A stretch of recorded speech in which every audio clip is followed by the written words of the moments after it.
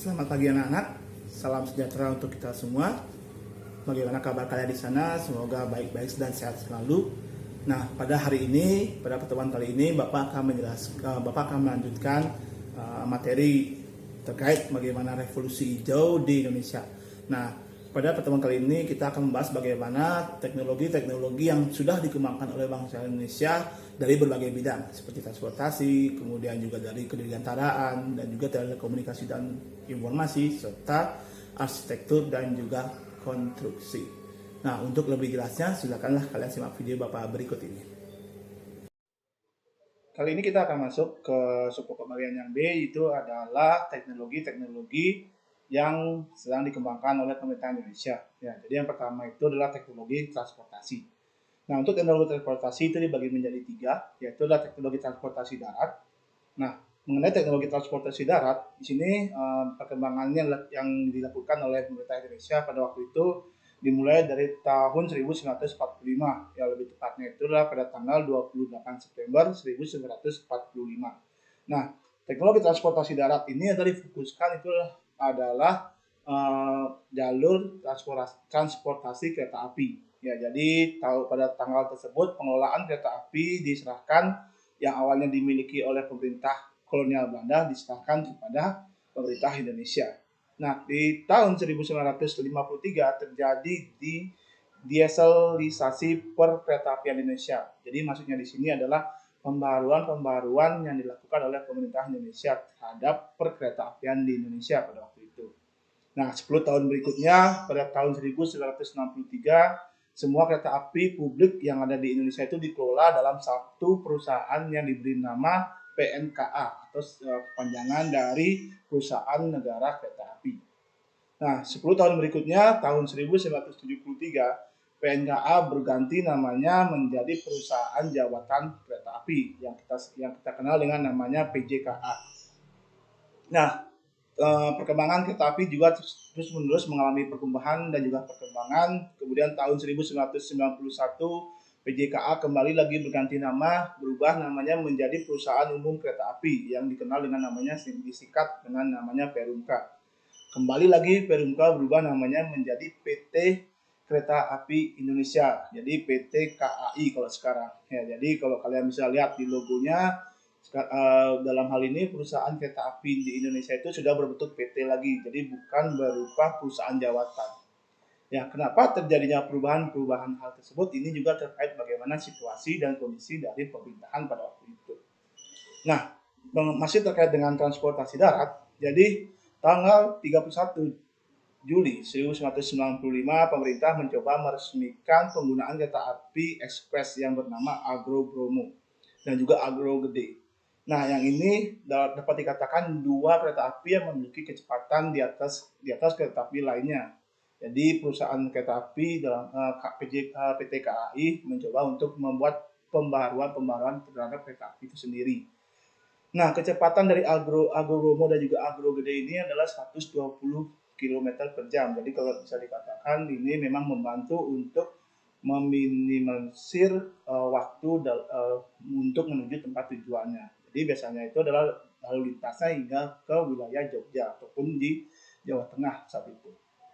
Nah, dengan menggunakan kereta api ekspres tersebut bisa dibilang ya perjalanan dari Jakarta kemudian di Jawa Tengah sampai ke Surabaya itu pun menjadi singkat. Ya, yang biasanya ditempuh hanya 14 jam, kemudian berkat adanya pembaruan ini ditempuh sebanyak 9 jam saja. Nah, adapun Agro Bromo dan juga Agro Gede ini menempuh lalu lintas Jakarta dari Bandung hanya sekitar 2,5 jam. Ya, itulah bagaimana pembaruan yang dilakukan oleh PT KAI untuk melayani masyarakat di Indonesia. Nah, biasanya juga memang bisa dibilang kereta api itu menjadi sarana transportasi terutama yang untuk transportasi murah ya, selain bis dalam hal ini. Ya, karena di sini anak orang-orang perantauan baik dari Jawa Tengah ataupun dari Surabaya untuk merantau ke Jakarta pasti menggunakan kereta api. Nah, banyak juga beberapa pelayanan yang dilakukan pemerintah, khususnya misalkan seperti hari raya besar diberikan diskon ataupun tiket dan juga digratiskan dan lain sebagainya. Itulah caranya pemerintah untuk memberikan pelayanan kepada rakyatnya. Nah, kemudian yang kedua adalah sistem transportasi air. Nah, pada waktu itu sama seperti halnya sistem transportasi darat. Jadi pada awalnya perusahaan-perusahaan air ini sendiri atau transportasi air ini sendiri dimiliki oleh perusahaan milik Belanda. Ya, yang dulu namanya adalah KPM, kepanjangan dari Koninklijke Paketvaart Maatschappij. Ya, jadi itu kalau dalam bahasa Indonesianya adalah maskapai pelayaran Belanda. Nah, untuk waktu itu ketika Indonesia sudah merdeka, pemerintah juga membentuk suatu perusahaan supaya bisa bersaing dengan KPM itu sendiri. Ya, jadi pada tanggal 5 September 1951 didirikan yang namanya Penguasaan Pusat Kapal-Kapal atau PEPUSKA. Nah, namun karena mungkin tidak bisa bersaing dengan baik, apalagi KPM itu sudah terkenal dimanapun, akhirnya perusahaan ini kalah bersaing sehingga bisa dibilang PEPUSKA pun akhirnya dibubarkan. Nah, tanggal 28 April 1952 pemerintah mendirikan yang namanya Pelayaran Nasional Indonesia atau disingkatnya adalah PELNI. Jadi kemudian pada tanggal 3 Desember 1957 pemerintah berhasil menasionalisasi KPM beserta 8 perusahaan pelayaran atau maritim milik Belanda pada waktu itu. Jadi menjadikan satu di bawah naungan PELNI jadinya. Nah, ketika pada masa Orde Baru, beberapa kebijakan dilakukan pemerintah khususnya untuk pelayaran, untuk perusahaan pelayaran. Ya. Jadi selama pelita pertama pada waktu itu pemerintah berupaya membangun sarana dan prasarana transportasi laut, ya dengan tujuan untuk memperlancar lalu lintas antar pulau dan untuk meningkatkan perdagangan antar pulau baik itu secara domestik ataupun secara internasional. Nah, kalau kita lihat pada masa pemerintahan sekarang pun sama. Presiden sekarang memberikan atau memberi kebijakan, bahkan bisa dibilang banyak membangun pelabuhan-pelabuhan terutama di daerah-daerah yang berdekatan dengan perairan. Ya, jadi tujuannya itu adalah supaya jalur lintas, kalau sekarang dikenalnya dengan namanya jalan tol laut. Jadi memperlancar arus perdagangan dari barat ataupun sampai ke timur. Itulah cara yang dilakukan pemerintah agar lebih mudah nantinya. Itu salah satu juga bagaimana pelayanan pemerintah terhadap rakyatnya itu sendiri. Nah, yang ketiga adalah sistem transportasi udara. Pada masa Hindia Belanda, waktu itu perusahaan transportasi udara itu dipegang oleh Belanda dengan namanya singkatannya itu adalah KNILM.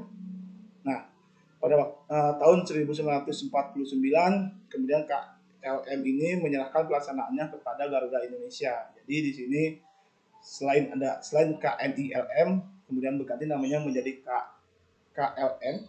Nah, jadi KLM itu juga mempunyai persaingan oleh pemerintah Indonesia yang waktu itu adalah Garuda Indonesia. Nah, mungkin karena KLM pada waktu itu juga mengalami defisit atau keangkutan sehingga akhirnya KLM itu menyerahkan pelaksanaan penerbangannya itu kepada Garuda Indonesia waktu itu. Nah, Garuda Indonesia mulai melayani penerbangan dengan bendera internasional. Jadi pada waktu itu bisa dibilang Garuda Indonesia adalah perusahaan milik pemerintah Indonesia pada waktu itu. Nah, pelayaran atau penerbangan pertama itu dilaksanakan pada tanggal 26 Januari 1949. Nah, pesawat yang digunakan pada saat itu adalah pesawat DC-3 yang bernama Syulah RI-001. Nah, pesawat ini kemudian dibeli dari hasil patungan dari masyarakat Aceh. Makanya pada waktu itu bisa dikatakan masyarakat Aceh bersama pemimpin di Aceh itu memiliki peranan besar bagi pemerintah Indonesia pada waktu itu. Selain memberikan pesawat, juga sempat memberikan emas yang ada di Tugu Monas sekarang. Nah, pesawat ini menjadi bukti nasionalisme bangsa Indonesia, khususnya masyarakat Aceh, bagaimana cintanya terhadap bangsa Indonesia itu sendiri. Nah, perusahaan sistem transportasi udara ini tidak saja sampai di sana saja, kemudian perkembangan juga dilakukan juga oleh beberapa tokoh-tokoh lainnya. Ya, jadi waktu itu bisa dibilang perkembangan perusahaan penerbangan dimulai pada tahun 1970. Ya, jadi selain Garuda muncul juga perusahaan penerbangan lainnya seperti Merpati Airlines, kemudian Simpati, kemudian Mandala, Pelita, itu memang dimiliki oleh pihak-pihak swasta. Nah, selain itu juga kita mendengar dengan adanya Lion Air, kemudian Batik Air. Nah, itu beberapa juga perusahaan-perusahaan, tapi yang dalam hal ini dipegang oleh milik swasta dalam hal ini. Nah, tahun 1990-an, pesawat modern seperti Boeing, kemudian juga Fokker, kemudian juga Airbus sudah mulai bermunculan di Indonesia. Ini juga sebagai perkembangan laju transportasi udara pada waktu itu di Indonesia. Nah, kemudian berikutnya adalah pengadaan teknologi kedirgantaraan.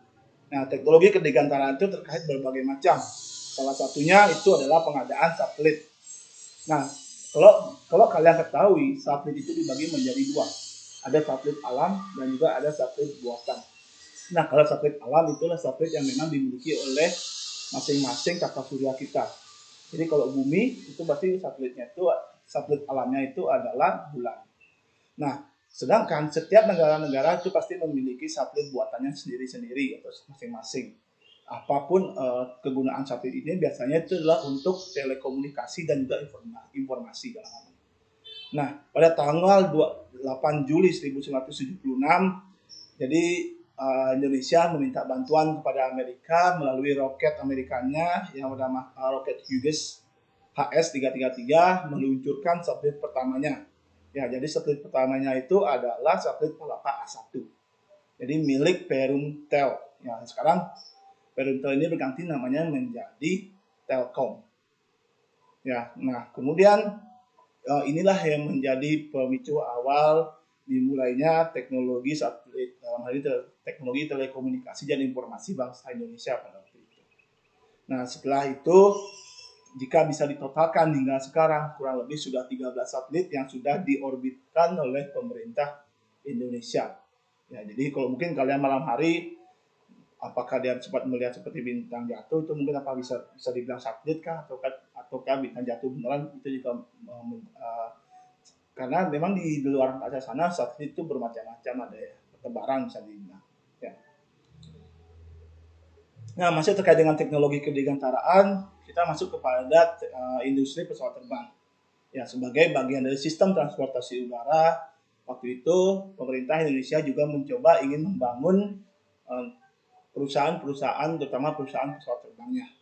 Nah, ada tokoh pertama yang menjadi perintis penerbangan di Indonesia itu bernama Nurtanio Priong Adi Suryo. Ya, jadi pada tahun 1947 bersama rekan-rekannya seperti Wiweko Supono, kemudian Nurtanio, beliau berdua membuat sebuah pesawat layang atau yang sering dikenal dengan namanya glider yang bernama Zobling NWG atau singkatan dari Nurtanio Wiweko Glider. Ya, jadi kedua tokoh inilah yang menjadi perintis bagaimana dimulainya perusahaan atau industri pesawat terbang di Indonesia. Nah, saat Aha Nasution menjabat sebagai Menteri Keamanan Nasional, didirikan Depot Penyelidikan Percobaan dan Pembuatan AURI. AURI itu singkatan dari Angkatan Udara Republik Indonesia. Ya, jadi nanti sekarang kita kenal dengan namanya AU, Angkatan Udara. Nah, itu juga menjadi perkembangan nantinya mengenai teknologi pesawat di Indonesia, terutama teknologi pesawat, baik itu pesawat untuk pengiriman kah, ataukah juga pesawat untuk kemiliteran. Nah, Depot ini kemudian berubah namanya menjadi Lembaga Persiapan Industri Penerbangan atau disingkatnya LAPIP. Pada tahun 1966, LAPIP berganti nama menjadi Lembaga Industri Pesawat Terbang yang dikenal dengan namanya LIPNUR. Nah, pada masa Orde Baru, jadi pada tanggal 26 April 1976, PT Industri Pesawat Terbang Nurtantio dulu namanya, atau PT IPTN secara resmi dibuka atau didirikan pada waktu itu. Jadi saat itu yang menjadi direkturnya adalah almarhum Bapak Burhanuddin Yusuf Habibie atau B.J. Habibie yang kita kenal. Ya, Habibie juga menjadi salah satu penerus besar dari Nurtanio berikutnya. Jadi berkat kepemimpinan beliau selama beliau menjabat direktur di IPTN ini sendiri, banyak beberapa bentuk ciptaan-ciptaan pesawatnya yang nanti akan beliau gunakan untuk penerbangan di Indonesia. Nah, tanggal 11 Oktober 1985, PT Industri Pesawat Terbang Nurtanio itu berganti nama. Tetap juga menjadi namanya IPTN, cuma nama belakangnya diganti menjadi Nusantara. Jadi kalau bisa dibilang kepanjangannya itu adalah PT Industri Pesawat Terbang Nusantara. Nah, IPTN kemudian berubah sekarang namanya menjadi Dirgantara Indonesia pada tanggal 24 Agustus tahun 2000. Ya, itulah bagaimana perkembangan teknologi kedirgantaraan, khususnya adalah teknologi dalam hal pembuatan pesawat terbang. Ya, jadi kalau mungkin kalian mengenal Bapak B.J. Habibie itu selain sebagai presiden, sebelumnya dia sudah menjabat menjadi menteri dan juga bahkan bisa dibilang direktur dari IPTN itu sendiri. Nah, masih dekat dengan teknologi dirgantara ada juga yang namanya LAPAN. LAPAN itu singkat kepanjangan dari Lembaga Penerbangan dan Antariksa Nasional. Nah, LAPAN ini didirikan pada tanggal 30 Mei 1962. Jadi panitia Astronautika, jadi sebuah panitia teknis tentang penerbangan antariksa dalam hal ini. Nah, jadi dalam panitia tersebut ada beberapa kegiatan yang dilakukan. Ya, salah satunya itu adalah membentuk yang namanya proyek Litbang Roket Ilmiah dan juga Militer. Nah, jadi waktu itu diadakanlah sebuah proyek dengan namanya itu adalah PRIMA, jadi singkatan dari Proyek Litbang Roket Ilmiah dan juga Militer Awal. Nah, panitia ini juga berafiliasi itu maksudnya bekerja sama dengan AURI dan juga ITB. Ya, jadi ketiga kelompok ini kemudian membentuk yang namanya nantinya cikal bakal menjadi LAPAN itu sendiri. Nah, pada tanggal 27 November 1963 berdasarkan surat keputusan Presiden tahun nomor 236 tentang formasi pembentukan LAPAN, pemerintah akhirnya mendirikan yang namanya LAPAN itu sendiri. Ya, jadi sebagai bentuk awal titik menuju penelitian terhadap antariksa itu sendiri. Nah, LAPAN merupakan lembaga pemerintahan non-kementerian. Mengapa dikatakan non-kementerian? Yang sesuai dengan di awal.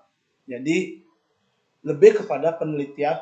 Nah, penelitian ini adalah tidak saja dari pihak pemerintah sendiri, tapi juga berafiliasi dengan kampus atau perguruan tinggi yang memang menyelidiki tentang antariksa itu sendiri. Ya.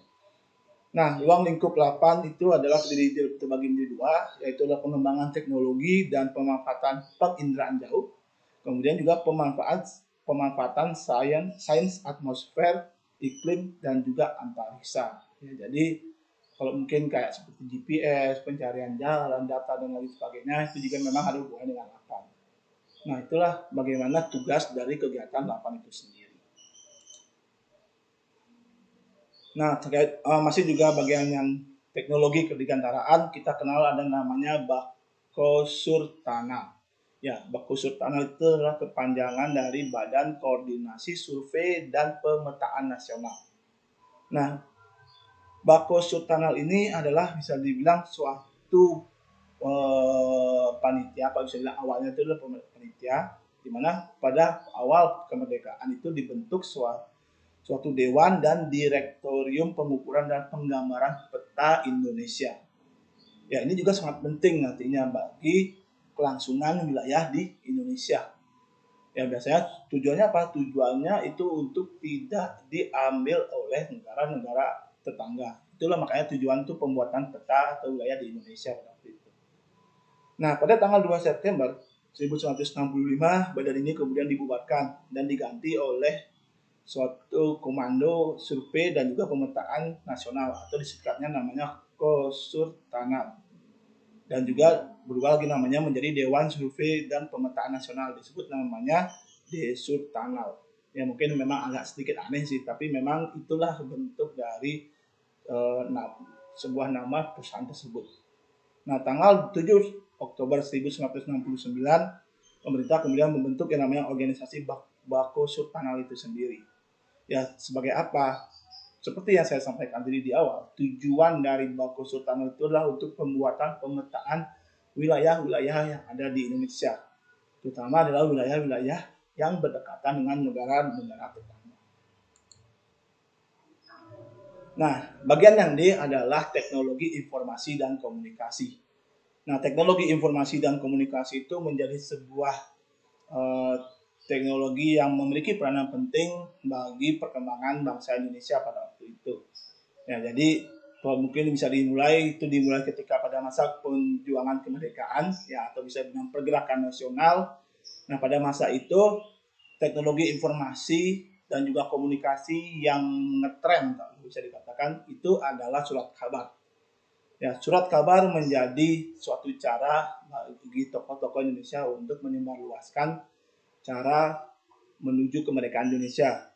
Ya, jadi bisa dibilang beberapa contoh atau beberapa bukti surat kabar yang ada seperti Medan Priyayi, kemudian India Putra, Bumi Putra, dan lain sebagainya. Ya, itulah bagaimana surat kabar menjadi peranan penting untuk memberikan jalan bangsa Indonesia menuntut kemerdekaan.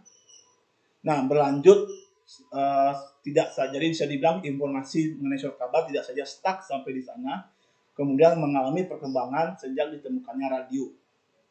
Ya, jadi radio itu juga menjadi cara bangsa Indonesia ketika itu. Jadi khususnya itu adalah pada masa detik-detik menjelang kemerdekaan atau bisa dibilang pada masa penjajahan Jepang di Indonesia. Ya, jadi radio pertama di Indonesia itu sebenarnya sudah ada yang bernama adalah Batavia C. Ya, jadi itu perusahaan radio milik perusahaan Belanda. Nah, kemudian BRV pada tanggal 16 Juli 1925. Nah, umumnya penyiaran dari radio ini lebih kepada kesenian dan juga kebudayaan. Tapi lambat laun karena seiring dengan perkembangan politik disisipkan juga bagaimana isi dari rakyat Indonesia untuk menuntut kemerdekaan pada waktu itu. Nah, pada masa pemerintahan Jepang diganti perusahaan radio ini menjadi yang namanya Hoso Kanri Kyoko. Ya, atau kalau orang Indonesia sih menyebutnya adalah Radio Tokyo pada waktu itu. Nah, perkembangan radio di semasa pemerintahan penjajahan Jepang itu memang memiliki peranan besar. Ya, salah satunya pada waktu itu berkat siaran radio yang ada di Indonesia, terutama bagi masyarakat yang memiliki radio, mereka bisa mendapatkan informasi terkait tentang perang dunia pada waktu itu. Ya, salah satunya ketika Sultan Syahrir mendengarkan berita kekalahan Jepang. Nah, inilah yang juga menjadi peranan radio nantinya untuk menyiarkan kepada rakyat Indonesia bahwa Jepang itu sudah kalah. Ya, itulah makanya dapat dikatakan radio ini memiliki peran penting.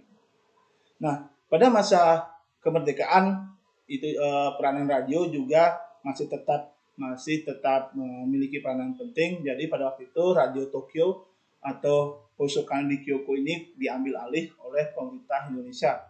Ya, jadi berganti namanya menjadi Radio Republik Indonesia atau RRI pada waktu itu. Nah, ketika pengerdekaan Indonesia itu berlangsung selama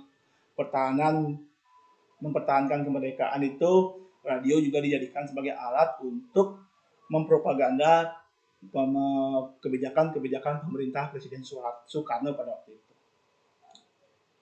Nah, pada masa berikutnya, pada masa Orde Baru dan juga Reformasi, perkembangan teknologi komunikasi tidak saja radio, kemudian juga ada televisi. Ya, televisi pada waktu itu juga sudah menjadi ngetren dibandingkan radio karena sudah menyiarkan secara visual, ya, berupa wajah, kemudian tubuh dan lain sebagainya. Bahkan bisa dibilang dulu itu memang televisinya masih hitam putih, tapi nanti lambat laun mengalami perkembangan menjadi televisi yang sekarang sudah berwarna. Dan bahkan bisa dibilang pada waktu itu dulu televisi itu masih berbentuk tabung. Kalau sekarang kan berbeda, sudah berbentuk flat. Nah, itulah dulu pemerintahan perusahaan televisi dimiliki pemerintah Indonesia itu bernama TVRI, yang kepanjangan dari Televisi Republik Indonesia. Ya, jadi RRI dan TVRI adalah dua perusahaan milik pemerintah Indonesia. Biasanya dua perusahaan ini menyiarkan mengenai program-program yang dilakukan oleh pemerintah Indonesia. Apa saja yang dilakukan oleh pemerintah Indonesia di berbagai daerah-daerah. Ya, makanya kalau mungkin kalian tinggal di berbagai daerah, ketika menyalakan televisi, pasti ada TVRI daerah mana. Atau bisa dibilang kayak TVRI Bali, TVRI Jogja, dan lain sebagainya. karena memberitakan masing-masing daerah. Nah, perkembangan televisi lambat laun semakin hari semakin berkembang, tidak saja dimiliki oleh pemerintah dalam negeri sendiri, ada juga perusahaan-perusahaan swasta yang memiliki perusahaan televisi itu sendiri. Ya, kalau kalian kenal seperti ada RCTI, Indosiar, TV One, dan lain sebagainya. Nah, perkembangan teknologi informasi tidak saja stuck di televisi saja, tapi juga sudah menjangkau kepada jaringan-jaringan yang lebih luas. Yang kalau kita kenal dengan istilahnya sekarang adalah internet. Ya. Jadi tidak saja di televisi, tapi juga internet juga menjadi cara untuk menyiapkan informasi dan juga komunikasi bagi masyarakat yang umumnya itulah jaraknya itu tinggal berjauh. Dan yang terakhir adalah teknologi arsitektur dan juga konstruksi.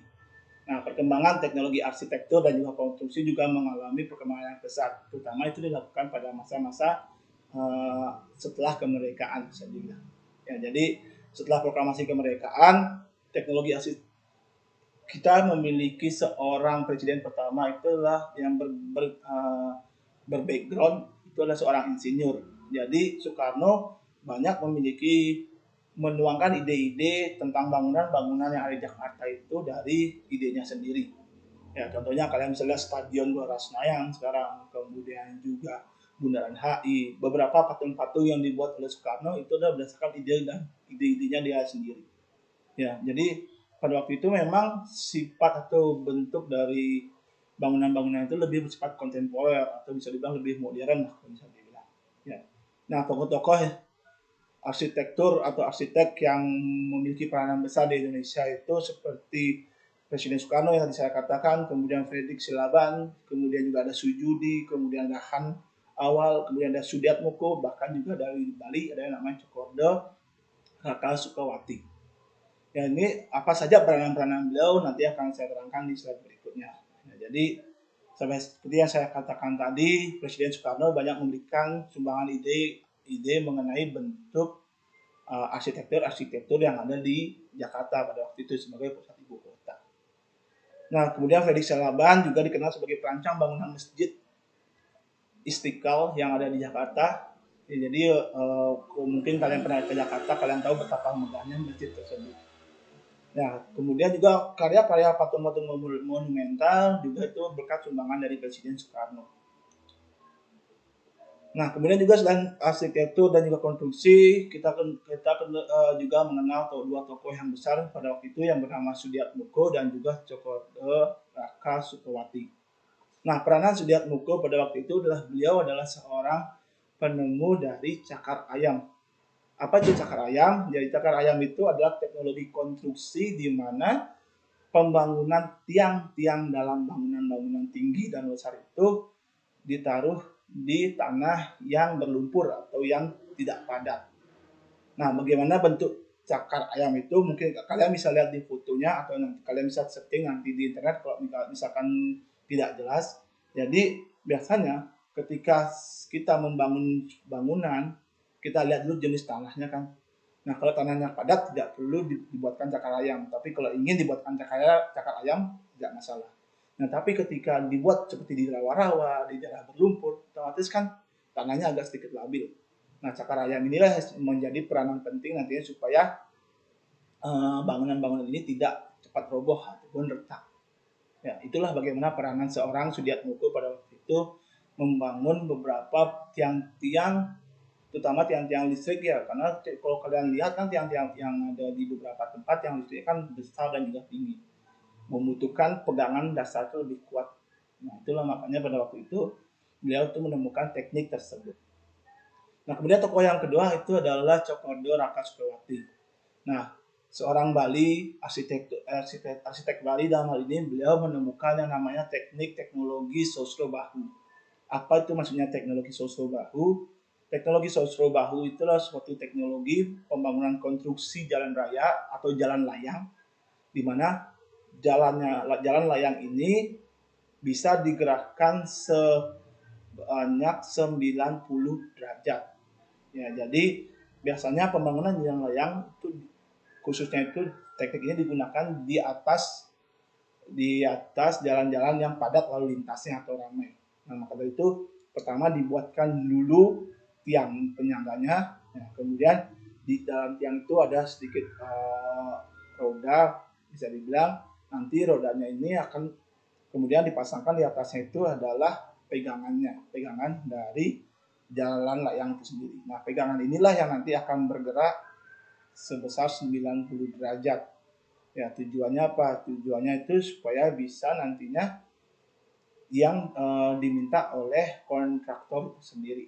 Ya, jadi kalau mungkin kalian bisa lihat detailnya itu, kalian bisa searching di YouTube gimana sih sistem teknologi atau konsep dari Sosro Bahu itu sendiri. Ya, kita cukup berbangga seorang arsitek dari Bali menemukan teknik ini sendiri. Ya, karena memang teknik Sosro Bahu itu sudah banyak dicontoh oleh negara-negara di Asia Tenggara seperti Malaysia, kemudian di Thailand, karena negara-negara yang cukup padat. Nah, jadi cukup padat lalu lintasnya supaya tidak menutup jalan, otomatis dibuatkanlah teknik seperti itu. Ya, nah itulah bagaimana peranan dari beberapa tokoh-tokoh Indonesia dalam hal teknologi arsitektur dan juga teknologi konstruksi itu sendiri. Ya. Nah, tadi di awal saya sudah menjelaskan bagaimana beberapa teknologi-teknologi yang sudah dikembangkan oleh bangsa Indonesia selama perkembangannya hingga sekarang.